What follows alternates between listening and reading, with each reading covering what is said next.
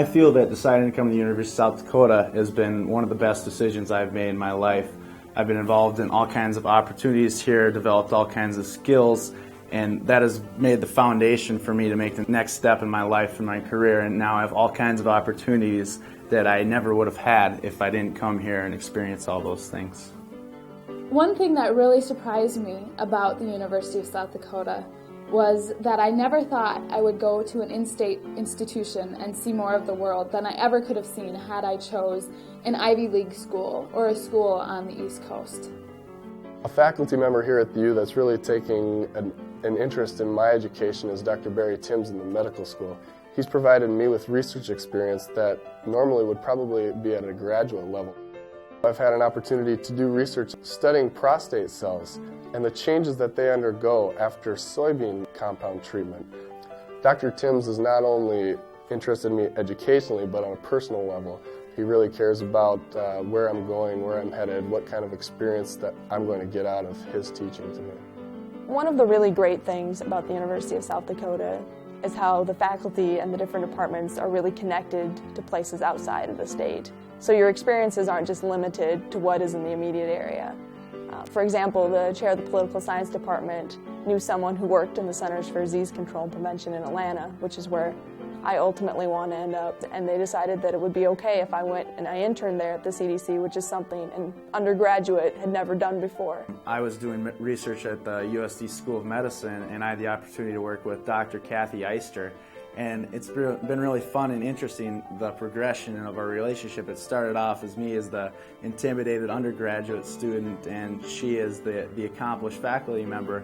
But throughout the process of researching and writing a thesis, getting feedback from her, I've really developed a close relationship and a respect for her, and it's become almost a collegial atmosphere. For my thesis research, I investigated the effects of sex hormones on the cardiovascular system.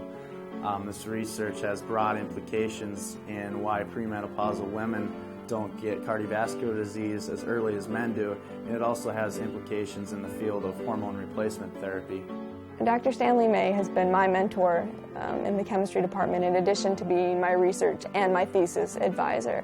He also has a lot of advice about more general things about running your own laboratory, doing experiments, writing grants. He has been a tremendous resource for me as a future scientist.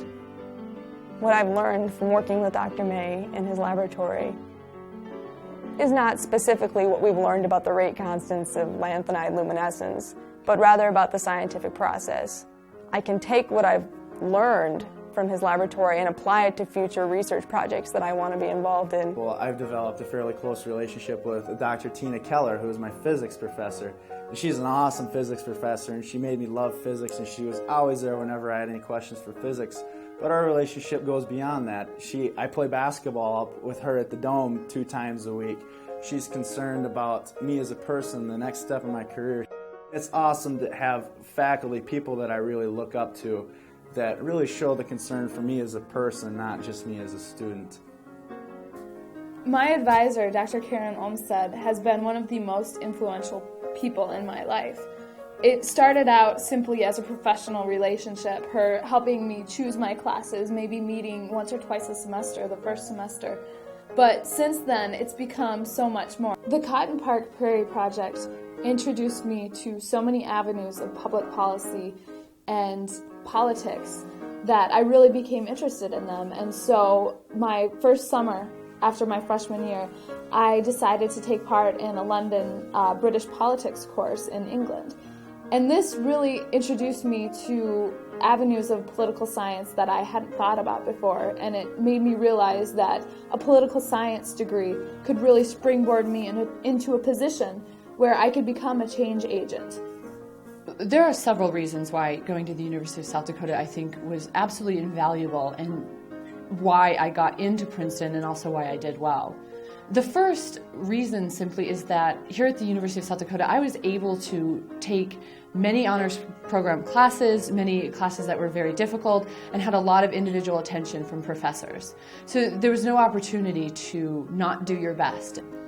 In the political science department is Dr. Tim Shorn, who I joke sometimes that I majored in Shorn, but he really opened up a whole new perspective of international affairs and international law.